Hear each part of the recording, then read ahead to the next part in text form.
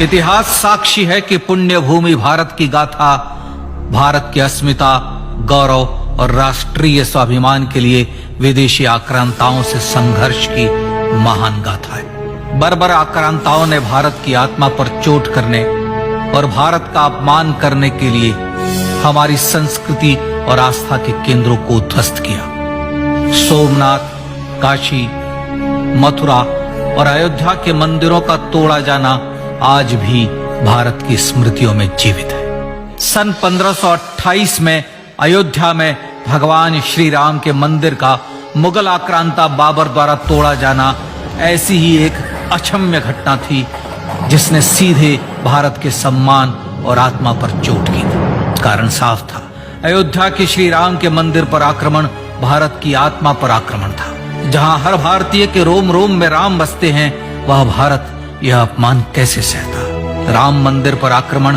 भारत को आहत कर गया था। विदेशी हमलावर अपनी बर्बरता दिखाते गए और भारत अपने आत्म गौरव को फिर से पाने के लिए संघर्ष करता रहा।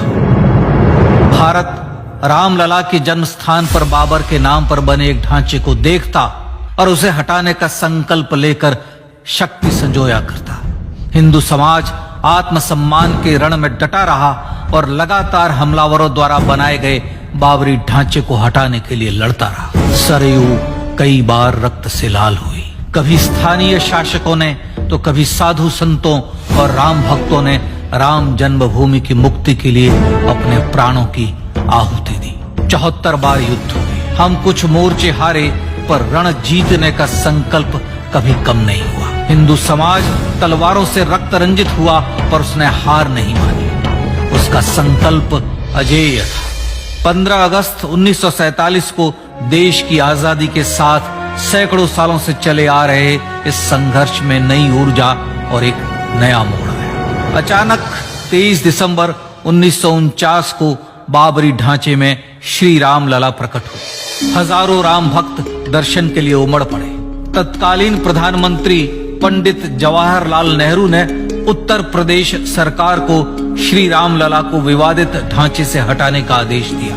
उत्तर प्रदेश सरकार ने अयोध्या के कलेक्टर को यह काम दिया और यह निर्देश भी कि जरूरत पड़ने पर वे बल का प्रयोग भी करें। अयोध्या के कलेक्टर ने सरकार को उत्तर दिया कि यह नरसंहार के बिना संभव नहीं है और फिर भी वह ऐसा चाहती है तो किसी दूसरे कलेक्टर से यह काम करवा ले। परिणाम स्वरूप रामलला की मूर्ति वहीं विराजमान रही। विवादित ढांचे को बंद कर दिया गया। केवल पुजारी को सेवा अर्चना के लिए भीतर जाने की अनुमति थी। फिर भी राम भक्त विवादित ढांचे के बाहर से प्रभु श्री राम की आराधना करते रहे। भारत के हिंदू समाज के लिए चुनौतियां और बढ़ गई। मामला अदालत में गया। विपक्षी दलों द्वारा अदालत में भगवान श्री राम के अस्तित्व पर सवाल उठाए गए। उनके अयोध्या में ही जन्म लेने का प्रमाण मांगा गया। भारत का जनमानस अब आहत हो उठा था। आजाद भारत में भी हिंदू समाज को अपनी आस्था और श्रद्धा के लिए संघर्ष करना पड़ रहा था। चुनौतियों के इस समय में सन 1984 में विज्ञान भवन दिल्ली में विश्व हिंदू परिषद ने धर्म संसद का आयोजन किया। इस संसद में देश भर के संतों ने राम जन्मभूमि की मुक्ति के लिए आह्वान किया और राम जन्मभूमि मुक्ति यज्ञ समिति का गठन किया। धर्म संसद ने राम जन्मभूमि की मुक्ति और वहां भगवान श्री राम के भव्य मंदिर बनाने के भारत के जनमानस के संकल्प को फिर से दोहराया। विश्व हिंदू परिषद के नेतृत्व में मंदिर निर्माण के लिए पूरे देश में अभूतपूर्व आंदोलन की शुरुआत हुई। श्री राम जन्मस्थली मुक्ति यज्ञ समिति के साथ देश भर में राम जानकी की रथ यात्राएं निकली। राम लीलाओं में राम कथा के माध्यम से भारत का आम जन फिर से जुटा। अब सबके मन में एक ही प्रण था, एक ही लक्ष्य था। अयोध्या में जन्मभूमि पर भगवान श्री राम के भव्य मंदिर का निर्माण। सन 1989 में विश्व हिंदू परिषद द्वारा गांव-गांव से रामशिला पूजन करके अयोध्या भेजी गई। 2,75,000 गांवों से रामशिलाएं अयोध्या पहुंची। भव्य राम मंदिर के शिलान्यास का निर्णय हुआ। पूज्य संत महात्माओं और हिंदू समाज के अन्य प्रमुख नेताओं के निर्णय के अनुसार अनुसूचित जाति के प्रमुख नेता श्री कामेश्वर चौपाल ने 9 नवंबर 1989 को मंदिर निर्माण का पहला पत्थर रखा। राम जन्मभूमि पर मंदिर निर्माण के लक्ष्य की पूर्ति के लिए सन 1990 में सोमनाथ से अयोध्या के लिए श्री लाल कृष्ण आडवाणी ने रथ यात्रा की शुरुआत की। देश में जन भावनाओं का ज्वार उमड़ने लगा। श्री लाल कृष्ण आडवाणी के रथ यात्रा के साथ साथ मंदिर के लिए जन समर्थन बढ़ने लगा और छद्म सेकुलरवाद बेनकाब होने लगा। इस जन आंदोलन को रोकने की तमाम कोशिशें हुई पर सब व्यर्थ हुई। विश्व हिंदू परिषद ने देशवासियों से अयोध्या में जन्मभूमि पर मंदिर निर्माण के लिए 30 अक्टूबर और 1 नवंबर 1990 को कार सेवा का आह्वान किया। परिणाम स्वरूप लाखों राम भक्त कार सेवा के लिए देश के कोने कोने से अयोध्या आए। इससे देश की एकात्मता का विराट दर्शन हुआ। कार सेवकों को रोकने के लिए उत्तर प्रदेश के तत्कालीन मुख्यमंत्री श्री मुलायम सिंह यादव ने अयोध्या में परिंदे को भी पर न मारने देने की घोषणा की। स्थितियां गंभीर हो गई। अयोध्या से 200 किलोमीटर दूर रेलगाड़ियां रोक दी गई। अयोध्या युद्ध भूमि बना दी गई। मार्ग बंद, रेल बंद, चप्पे चप्पे पर पुलिस।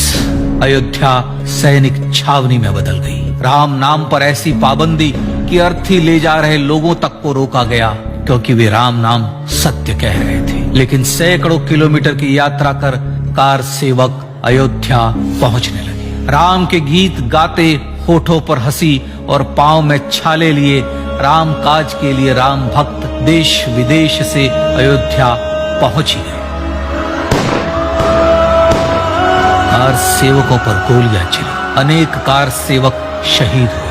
आजाद भारत में जन्मभूमि पर राम मंदिर के लिए कार सेवकों ने फिर एक बार अपना बलिदान दिया, पर कार सेवकों ने विवादित ढांचे पर भगवा ठहरा ही दिया और इस तरह कार सेवा सफल हुई। श्री राम जन्मभूमि आंदोलन ने भारत की सुप्त आत्मा को झकझोर कर जगा दिया था। विश्व हिंदू परिषद ने फिर एक बार 6 दिसंबर 1992 को कार सेवा का आह्वान किया।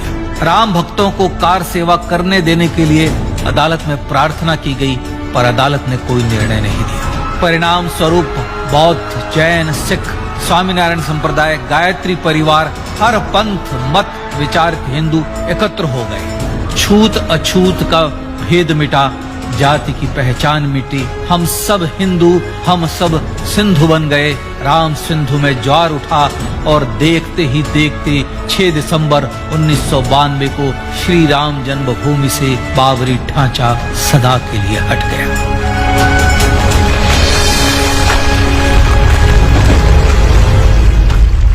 यह क्षण शौर्य, न्याय और सत्यमेव जयते का क्षण था।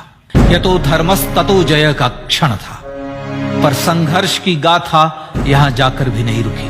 छद्म सेकुलरवादियों द्वारा भारत और भगवान श्री राम के इतिहास को झुठलाने के लिए अदालतों में चुनौतियां का सिलसिला चलता रहा, जो 1950 से चल रहा था। हिंदू सिखों के बीच से गुजरते हुए भगवान श्री राम का दर्शन करने के लिए विवश थे। यह स्थिति थी आजाद भारत में श्री राम और राम भक्तों की।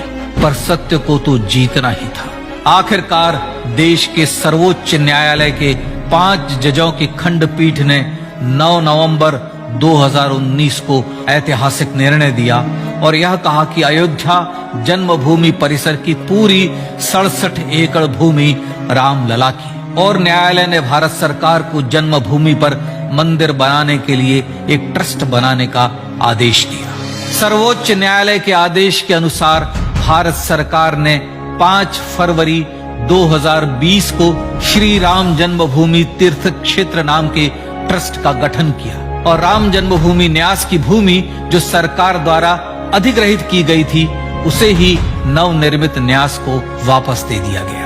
5 अगस्त 2020 को भारत के प्रधानमंत्री श्री नरेंद्र मोदी ने श्री राम जन्मभूमि तीर्थ क्षेत्र के अध्यक्ष पूज्य महंत नृत्य गोपाल दास, राष्ट्रीय स्वयंसेवक संघ के पूज्य सरसंघ चालक डॉक्टर मोहन भागवत एवं उत्तर प्रदेश के मुख्यमंत्री श्री योगी आदित्यनाथ की उपस्थिति में श्री राम जन्मभूमि पर भगवान श्री राम के भव्य मंदिर के लिए भूमि पूजन कर निर्माण कार्य का शुभारंभ किया। इस तरह लगभग 500 वर्षों से राम जन्मभूमि की मुक्ति के संघर्ष का पटाक्षेप हुआ।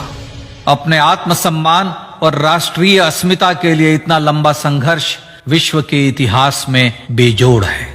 श्री राम भारत की आत्मा, भारत की परिभाषा, हमारे राष्ट्रीय आदर्शों और जीवन मूल्यों के प्रतिनिधि मर्यादा पुरुषोत्तम हैं, जो हर हिंदू के होठों पर जन्म से मृत्यु तक रहे, बस यही हर हृदय में प्रार्थना होती है। राम भारतीय राष्ट्रीय स्वाभिमान और आसेतु हिमालय से समुद्र पर्यंत तक जन जन को एकात्मता के बंधन में बांधने वाले रक्षा सूत्र है। अयोध्या स्थित श्री राम जन्मभूमि पर बाबर का हमला वास्तव में भारत के स्वाभिमान और राष्ट्रीयता पर हमला था। प्रधानमंत्री श्री नरेंद्र मोदी द्वारा श्री राम जन्मभूमि पर राम मंदिर का पुनः निर्माण न केवल बाबरी मानसिकता का पराभव है, बल्कि संपन्न, सुखी, सुसंस्कृत, सर्वशक्ति संपन्न स्वराष्ट्र का सूर्योदय भी है। यह उस राम राज्य की दिशा में वह कदम है जिसकी अभिलाषा राजराजेंद्र चोल, कृष्णदेव राय, छत्रपति शिवाजी महाराज से लेकर महात्मा गांधी तक ने की थी। अयोध्या में जन्मभूमि पर भगवान श्री राम का मंदिर न सिर्फ राष्ट्रीय गौरव होगा, बल्कि वह श्री राम के आदर्शों का राष्ट्र मंदिर होगा। अब वह महान संकल्प पूरा होने जा रहा है। आइए इस राम यज्ञ, राष्ट्र यज्ञ में जिन ज्ञात और अज्ञात भारतीयों ने अपनी आत्माहुति दी है, उनका पुण्य स्मरण कर उन्हें श्रद्धांजलि दी।